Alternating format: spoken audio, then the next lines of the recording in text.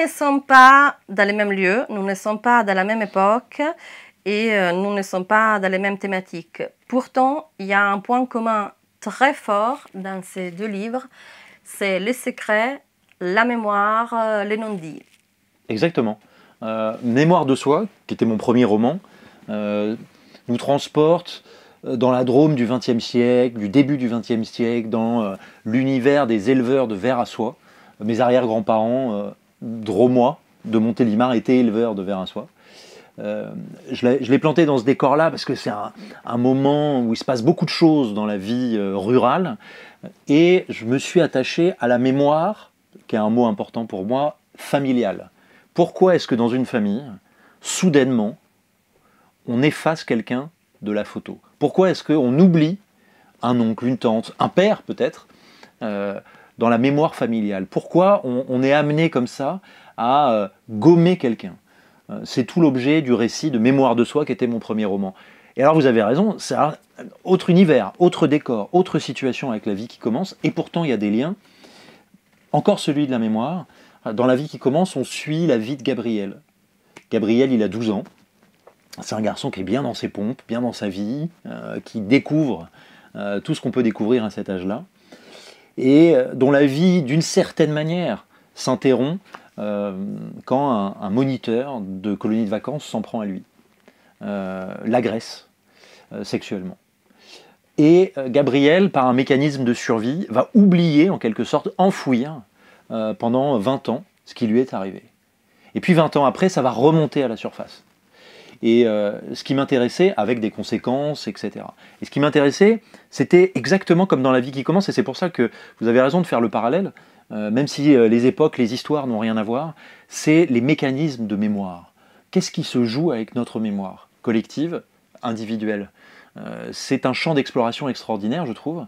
Si vous voulez, on est dans un monde où on connaît tout sur tout. Tout sur tout. Tout a été photographié. Mais la mémoire, elle nous offre encore une part de mystère. Et Gabriel, il se retrouve par exemple face à cette mémoire qui lui a fait défaut pendant 20 ans. Tout d'un coup, ça rejaillit et il ne sait pas pourquoi. Et il ne sait pas ce qui s'est passé. Et je trouve que c'est un espace romanesque assez fort et assez puissant. Et la mémoire de Gabriel rejaillit à un endroit très particulier à Tonnerre. Nous sommes ici à Tonnerre, à la fosse d'Yonne, qui n'est pas sur la photo Non. de votre... J'étais un peu dessus, hein. C'est pas la fosse d'Yonne sur la photo de votre livre. Pourquoi la fosse d'Yonne? D'abord par hasard. J'étais en Bourgogne en vacances et dans un magazine, je suis tombé sur une photo de la fosse. Et j'ai bloqué. J'ai été mais vraiment tétanisé. Parce que je trouvais l'image. On va dire une chose d'abord peut-être, c'est que Gabriel, qui a subi ce qu'il a subi enfant et qui a oublié, c'est un peu moi et je suis un peu lui. J'ai vécu la même chose que lui. J'ai oublié, moi, pendant 20 ans, ce que j'avais subi quand j'étais enfant. Et j'avais du mal à comprendre où était allée se nicher ma mémoire, où est-ce qu'elle était allée se planquer, ma mémoire. Et j'ai vu la fosse, et j'ai trouvé. J'ai trouvé le lieu qui symbolisait ma mémoire. Quand j'ai vu ce rond-là, cette masse d'eau, dont on a l'impression que c'est presque le plus important, se joue peut-être au fond, loin, plus qu'à la surface, j'ai trouvé enfin ce lieu que je cherchais depuis toujours, en fait, et qui m'aidait à symboliser ce que j'avais traversé. Et c'est devenu une évidence. Pour moi, j'ai arraché la page dans le magazine pour partir avec la photo. Et après, j'ai lu plein de choses sur la fosse. Et vous voici aujourd'hui, et en espérant que les Tonnerrois, pour la première fois, c'est une émotion pour nous aussi, ouais. Et nous espérons que les Tonnerrois vont vous pardonner, parce qu'il y a quand même quelques petites imprécisions. Oh non, c'est vrai? Si, notamment sur les plongeurs. Ceci dit, c'est bien marqué là, roman. Absolument. Ça, j'assume. J'assume la part romanesque. Sur le plan personnel, ce n'est pas ma vie. Gabriel, il me ressemble, mais j'ai voulu réinventer des choses. Ça, c'est un jeu de réappropriation. C'est un jeu important dans l'écriture. J'ai pas fait un récit, j'ai fait un roman. Et j'ai un peu triché, c'est vrai, sur les plongeurs. J'ai un peu mêlé plusieurs histoires de plongeurs à la fois, sur les dates, etc. C'est vrai que j'ai un peu triché. j'espère que je vais être pardonné. Mais je précise une chose, les confinements sont arrivés. Moi j'ai commencé à écrire, on était confinés. Et le temps passait, et j'avais une vision un peu académique de la fosse.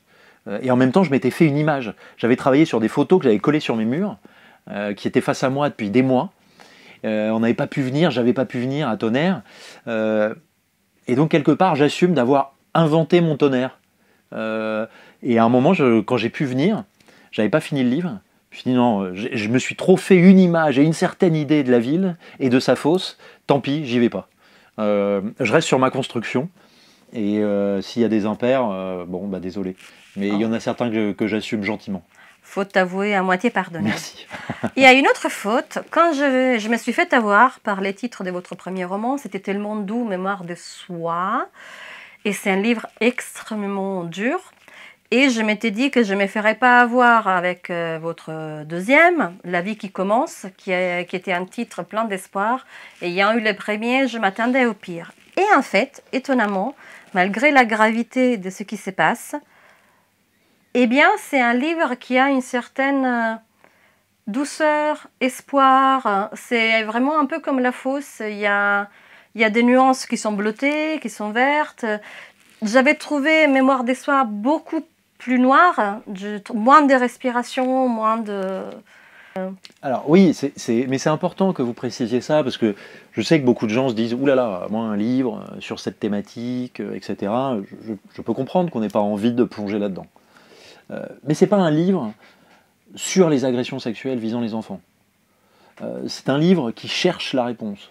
C'est un chemin que je propose de partager avec les lecteurs, et c'est un chemin vers une lumière. C'est en fait, quand on a vécu ça, et Gabriel il est comme ça, sans relâche on cherche la lumière. Pour tout vous dire, moi ce livre on m'a proposé de l'écrire il y a plusieurs années, sous forme de récit. Voilà. Mais j'étais pas prêt à l'écrire parce qu'il me manquait cette part de lumière. C'était la condition pour que je puisse le faire. Quand on se lance avec moi dans cette lecture, on ne soit pas plombé par tout ça. L'idée, c'est de se dire que dans chaque situation, dans chaque épreuve, il y a quand même quelque chose qui nous permet de ressortir.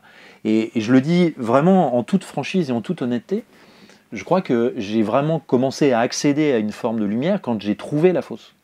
Parce que, c'est ce que je vous disais, enfin, j'avais mon support, j'avais mon point d'appui visuel, symbolique, et qu'il y avait quelque chose qui moi-même me permettait de sortir de l'eau, vraiment, totalement.